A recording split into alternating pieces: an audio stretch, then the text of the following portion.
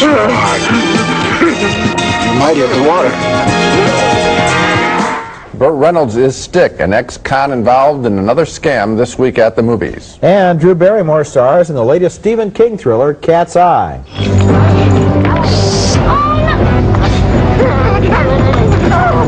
That's this week at the movies, the movie review program.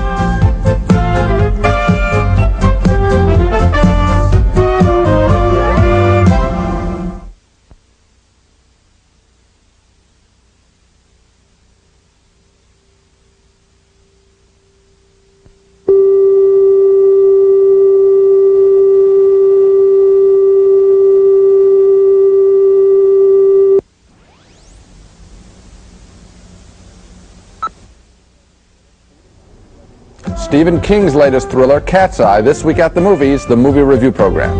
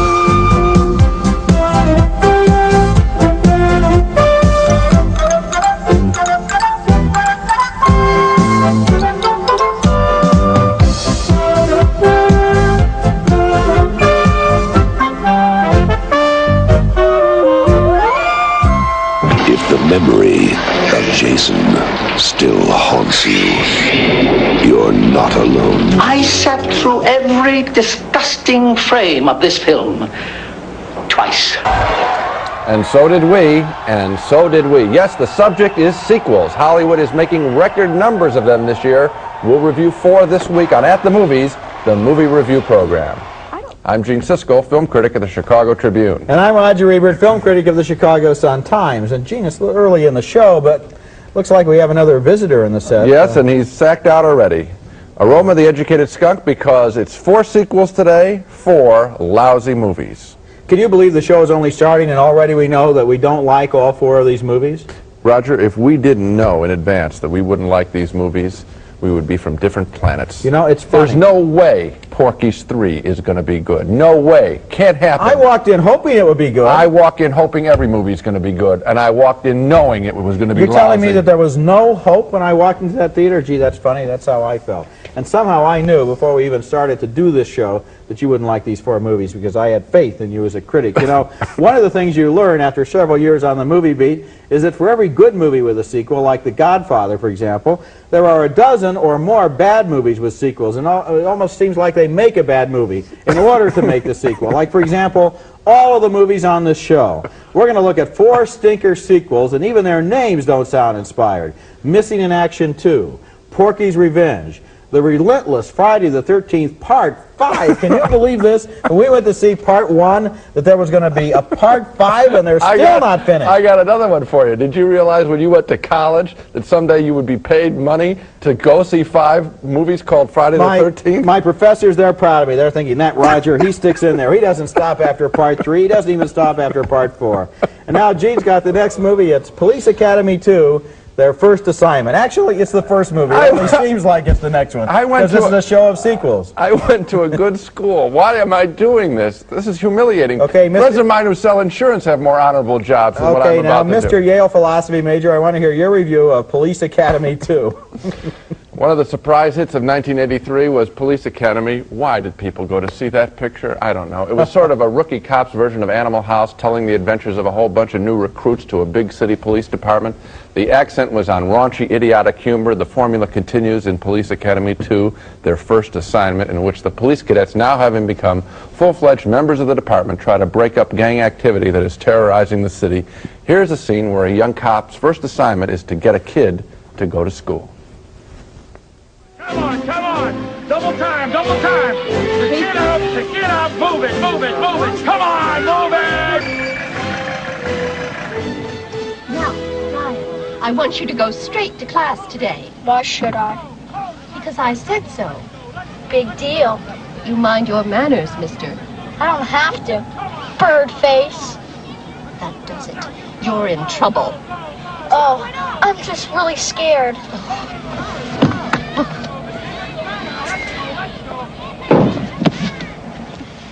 Help you, ma'am. Yes, officer. My son, Brian, is always late for school. Could you speak to him? Perhaps give him a little scare? Certainly, ma'am.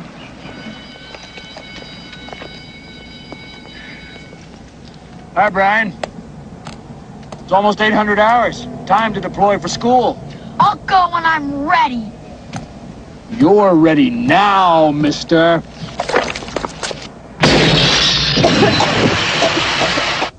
And there's tear gas. Well, I'll say this much for Police Academy 2. It has 2 more laughs in it than the first picture, which means it has a total of 2 laughs in it. One is a brief sight gag involving the smelliest recruit when he takes off his socks in a locker room and flicks them in his locker. Well, they stick to the locker. That's disgusting, and it's funny. The other gag involves one recruit who loves karate and also can imitate all sorts of sounds, including, and this is kind of funny too, the sounds that come out of an actor's mouth in a low-budget karate film with the words completely missing the actor's lips. I thought that was funny. Those are 2 funny bits that last a total of perhaps 10 seconds. Unfortunately, Police Academy 2 lasts about 90 minutes longer than that. There was one other thing in it that I kind of liked, and that was the leader of the evil gang that walks around with marbles in his mouth or bowling balls and talks funny. It got old, though. It got old because they had nowhere to go with it, nothing to do with it, except he came on, he was funny, and then he was funny over and over and over again because they were so desperate. And you know, there are so many police movies around and so many cop shows on television and so many sources of inspiration that they shouldn't, it seems to me, have just made the same story again, more or less, which is the same bunch of bumbling recruits. No particular plot for them to get involved in. It's no satire, you know, no satirical approach to the material. To me, it's recycling stuff that I saw on situation comedy shows 20 years ago on TV and not doing it as well, not with as much wit, as with much charm. The characters aren't developed. It's mechanisms for dirty jokes, basically. It's sort of sad when you sit there, actually. I feel bad that I'm there. Feel bad that people spent money and they're out to have a good time, and this is what they're given. Next at the movies, a movie that tells us what happened before Missing in Action started.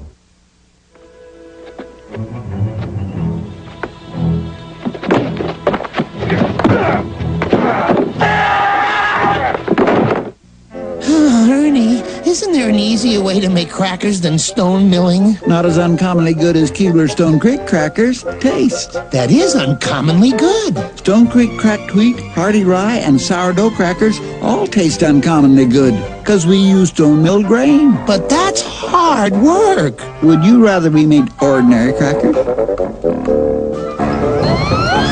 Keebler makes Stone Creek and all these crackers and cookies uncommonly good. How many calories in this luscious, creamy, rich salad dressing?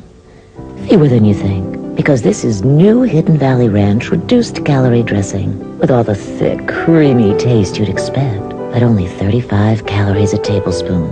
It makes the difference between a salad that's sensible and one that's almost sinful. New Hidden Valley Ranch reduced calorie dressing. 35 calories that taste like a million. Very soon, some of you will notice a change in Doritos.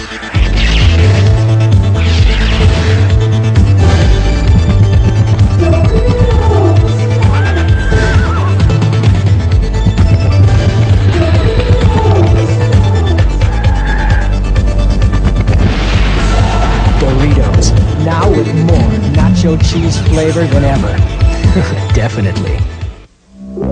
Inside this bottle is hair care so advanced, it actually works inside your hair. Introducing New Style Shampoo and Conditioner. New Style works deep inside your hair, deep inside each hair, with natural collagen protein to moisturize, help mend, to bring out your hair's natural body and shine. New Style Shampoo and Conditioner. More beautiful hair. From the inside out. New Style. Well, during the commercial break, Aroma the Educated Skunk came over and sat on my side of the aisle. You ever been in a theater like that, Gene, where people say, what kind of a theater was it like? And you say, well, I sat down and a skunk sat down next to me. Our next movie is called a prequel. That means it tells what happened before the original movie began, as if anybody cares. Because if that were interesting, why did they begin the original movie where they did? You got that right. But however, prequels do have a purpose. They're especially useful if everybody got killed in the original movie, so there isn't anybody left over for a sequel, although even that has never discouraged the Friday the 13th crowd. Everybody is killed at the end of every one of those movies, except maybe for Jason. You're getting ahead of yourself the man now. with the hockey mask. I am. Yeah. The name of this movie is Missing in Action Part 2, and it stars Chuck Norris in a Southeast Asian prisoner of war drama that seems to be totally ripped off from the bridge over the River Kwai. There's a cruel commandant in this movie and a couple of Yankees who collaborate with the enemy. And then there's Chuck Norris as a one-man karate strike force who fights back with his bare hands. Damn. We gotta find that rope.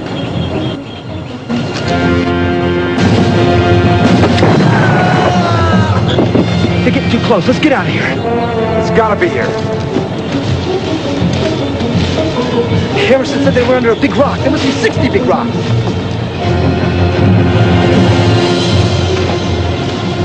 Here it is.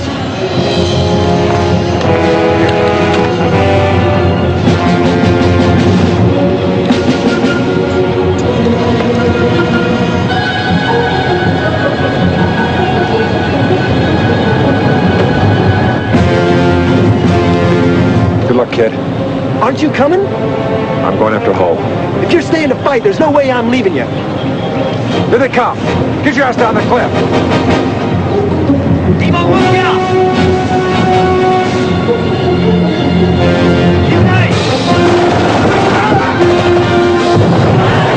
You always wonder when you look at an action sequence like this, you ask a couple of questions.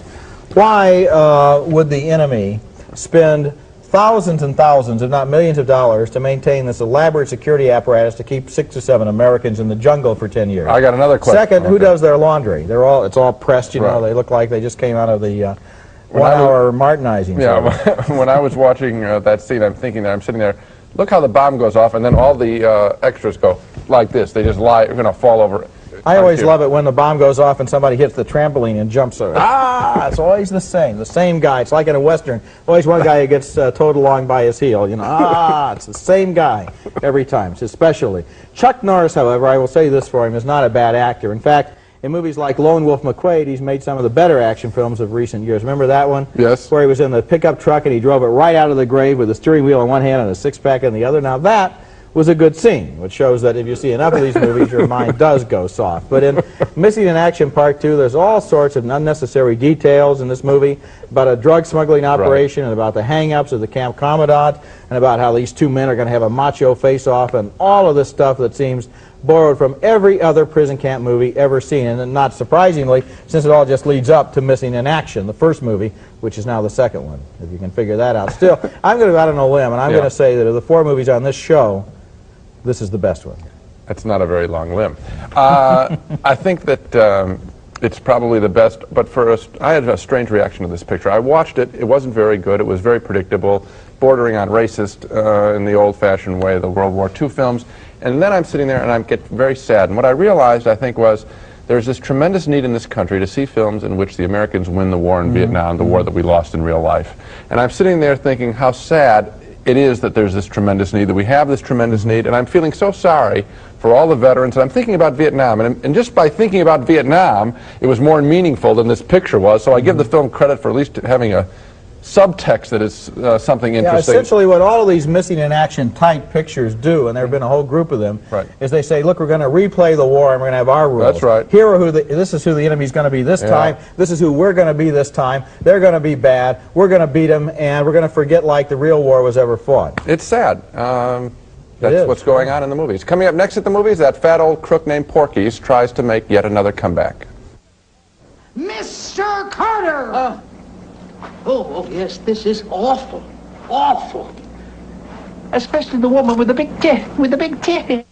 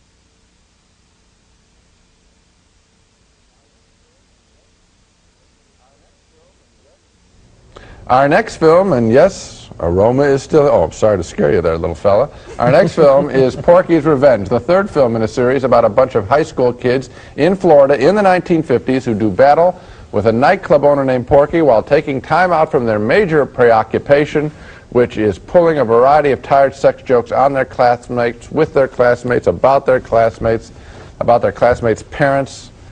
Oh, it's really numbing to sit through one of these Porky's pictures because they are so crude, so witless. And here is a sample taken from the kids' graduation ceremony, and I'm glad they're graduating. We are going out into a larger world. Well, Wendy, I gotta hand it to you. You really did it this time. Yeah, this is gonna be the best graduation ever. So what are we gonna do? Do what? Didn't you tell Pee-wee about it? Of course I told him. Tell me what? We're all gonna flash when we get to the podium. Flash what? In your case, not much. Oh, you didn't think I fell for that practical joke of yours, did you? What practical joke? You know about not wearing clothes underneath our gowns and then we get to the podium mooning the audience. Chickened out, I knew it. Yeah? Oh yeah, well then how come you guys are wearing clothes underneath your gowns? It may look like we're dressed, but in fact... And some of us will go immediately into the workforce. Go ahead. Just reach down under your gown. Take them off. Should I? No, no, see? You can do it, Pee-wee. Just be safe. I'm sorry. Our surgeons, our physicists, our judges. He's a strange boy. And I am proud to give you our graduating class.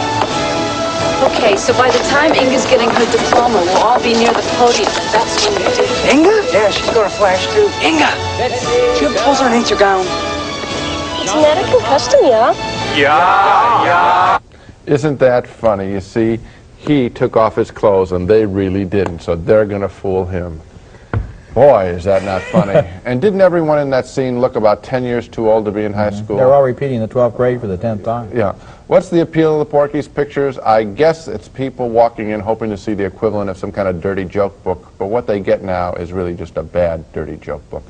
I think you're right, and there's another problem here too, and that is the movie really hates women. I mean, Oh, I don't there's no want to question. sound like a broken record. I don't want to sound like I'm a, you know, reading my Ms. magazine Right. between movies or anything. Right. It hates women. It's been Yeah. making, this Porky's movies have been making fun of women for 3 movies now, and in this one, the most poignant scene, as far as I'm concerned, involves Miss Bowbreaker. You Right. know, nudge, nudge. That's Right. her name, the PE coach. Right. For the last 3 movies, they've been making her the butt of every single joke. And this one, it turns out, she thinks she's going to have a reunion with her old boyfriend. She Right. hasn't had anybody in her life for 20 years. Turns up at the motel. It's a dirty joke on her. Right, it's one of the kids. And I'm thinking, that's not funny, to the degree that the actress playing Miss Bowbreaker does a fairly good job of creating that woman as a character. Yeah. It's not funny what they're doing to her. Anyone who Well, could laugh at that would have to be very cruel. Yeah, and beyond that, it's a very cruel portrait of middle-aged women, and That's it's right. another shot at overweight people. It's, I don't know, you just sit in there and you think, well, they'll laugh at cripples, they'll laugh at anybody. I don't know... These kids, these adolescents, the actors are too old to play the adolescents, Right. but the adolescent characters anyway, think they're so smart that they can hate everybody and make fun of everybody, and all they have going for them is the fact that they're the dumbest people we've seen in any movie except for the one before this one and the one that's coming up next, the 4th Friday the 13th movie, which we reviewed about a year ago, was subtitled The Final Chapter. That turns out to be a cruel hoax, and coming up next, Friday the 13th, Part 5. The mindless, murderous fury that was buried with Jason has been reborn. Your great-grandpa first grew rice in this valley. Delicious rice, like we have here on the crispiest side of this Crispix cereal. Dad, where do they grow the corn for the other side? Iowa, I guess. Doesn't matter, though, because rice side's crispiest. Tastiest, too. I think the corn's the crispiest side. Nonsense, boy. The river, the rice, the Crispix, it's our life. What's life like in Iowa, Dad? Do they have lots of tasty, crispy things made with corn? Kellogg's Crispix is crispy times 2.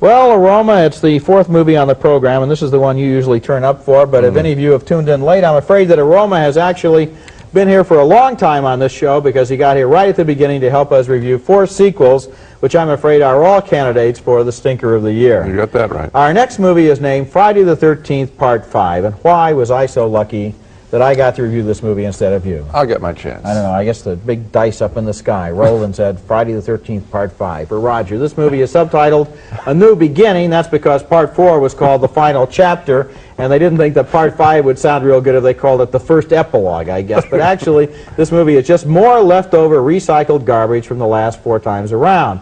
It uses the same basic old formula, the formula I call the dead teenager formula, you know, where there are a lot of living teenagers at the beginning of the movie, and by the end of the movie, all of the teenagers are dead. They are apparently all being killed by Jason, the guy in the hockey mask, who has been slicing and dicing teenagers with a machete for 5 movies now. And the formula is always the same.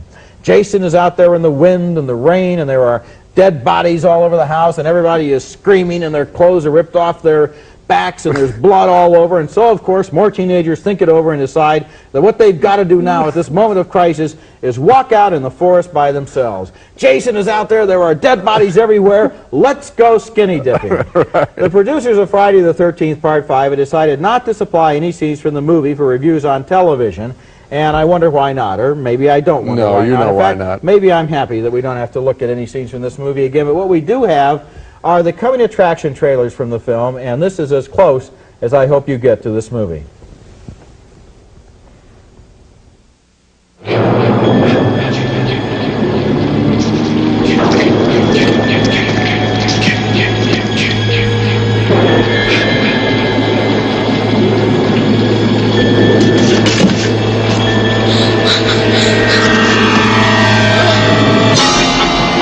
If the memory of Jason still haunts you, you're not alone. Friday the 13th, Part 5, A New Beginning. Gee, it's really amazing how that hockey mask has stood up under the wear and tear of the last 4 pictures, you know. Only a few scars. It's been burned, it's been sliced, it's been crushed. Well, you know, and how does a guy like that go into a store and buy a new hockey mask? Okay. I mean, what do you think he looks like underneath the mask? I know exactly what. I'd love to give away the ending of this picture. I'm debating on I don't doing think that. you better Why don't do you that. finish your review, Okay, and then fine, maybe I'll reveal the funny thing is, there's nothing in that coming attraction trailer to indicate that Part 5 is in any way different whatsoever from the 4 other earlier Friday the 13th movies. And for that matter, there's nothing in this movie either that's any different from the first 4, really. Not basically. But Part 5 has done very well at the box office, presumably because the teenagers who go to these movies know that there is absolutely no danger that they're going to be required to think or imagine or experience delight or joy or self-discovery. All they will have to do, all that's required of them, is to look at a lot of dead teenagers. And it occurs to me that teenagers going to a dead teenager movie are the equivalent of horses going to the glue factory. You know, I also wonder what the kick is at a certain point. Yes, I know it's fun to be scared, and sometimes, I suppose, in this picture, you are scared. I was surprised by one jump, one, you know, rebirth from the dead at the end. I'll give the film that much credit. But I'm wondering what the delight is of the skewering. There's an awful lot of body piercing in this film, and I don't know what that kick is there. How many times do you have to see a pole go through someone's chest? And what's the fun of that? I mean, gee, it goes all the way through? Or I didn't know that that's what it would look like if somebody got... I mean, what is that kick all about? I don't know. It seems to me that when I sit, and I have to see these movies with audiences, needless to say, they don't have critic screenings, everybody goes, wah, you know, like it's just like it's kind of half a second of stimulation. Something happened, and I witnessed it, and that's what they get out of it. At the end of the movie, though, nothing accumulates. You're not left with anything at the end of the movie. Right. There is the theory, you know, okay, you guys are knocking this stuff, but don't you stop for traffic accidents? Don't you slow down? Maybe I slow down a little bit, you know, but I don't get out of my car, go over and look at the body cavity and see where the head's been ripped off. And that's the difference in the film. There is a real salivating over the garbage in this picture. I mean, Gene, art all through the years, and we could talk about all of these sequels probably in this term, art all through the years has dealt with the violent and with the vulgar and with the profane as part of human experience. As part of it. What is unique about this film is that they have taken out all the other parts of That's human right. experience and left only this in, so it becomes a very dismaying and very depressing experience to sit through. I just want to say that what I'm impressed by are now, more than ever before, when I think about all these sequels, I'm very serious here, I'm impressed by all the directors who've said no. It's so easy to say yes. It's so easy to take the money and run and hide behind a mask, if you will, or it was just fun, I did the sequel, what the heck, I needed a few bucks.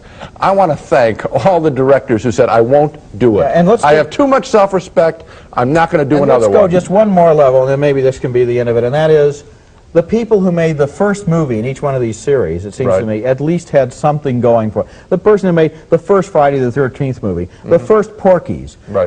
These movies we didn't like so much, we didn't think they were so great. Somebody had a new idea, at least. And they made that movie, and then after that... And it was a bad idea. And it was a bad idea, but at least it was their idea. So and somebody now has a bad idea. Somebody had to think, and now nobody has had to think ever since. Right. That's it for this week. Next time we'll review 4 more new pictures, and there won't be a sequel in the bunch, we hope. We'll review Burt Reynolds' latest picture. He plays a con man in Stick. And we'll also review the latest Stephen King thriller made into a movie. It's called Cat's Eye, with Drew Barrymore watching one of her toys come to life. That's next time, and until then, we'll see you at the movies.